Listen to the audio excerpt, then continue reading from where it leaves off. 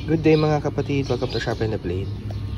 Share ko na experience ko dito sa Maxxis DHF na double down. Ang taas na expectation ko dito dahil double down nga yung casing. Pero may mga cracks na siya dito sa sidewall.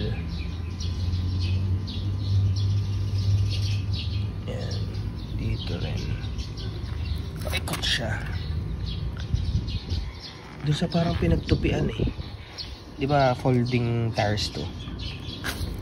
So, yun yung nakaka-frustrate. And I'm not sure kung i-honor pa ng seller yung warranty or anything.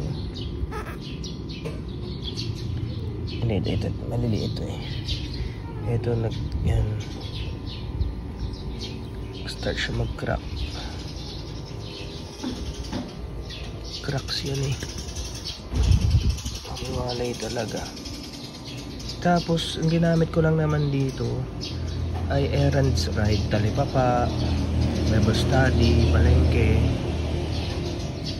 tapos XC. Nag-ride ako isang beses na XC na hindi naman aggressive, parang fire road lang. Hindi ko nga natuloy yung ride ko na mahaba dahil kulang ng hangin yung fork ko. So yan. Ang problema, hindi ko sure kung safe pa to pag nag-enduro or DH tayo. Tapos sabi ni seller, Shopee seller, hindi daw pasok sa warranty kasi 1 month na sa akin. Anyway, let's see kung anong kalalabasan nito. Sana hindi bumigay.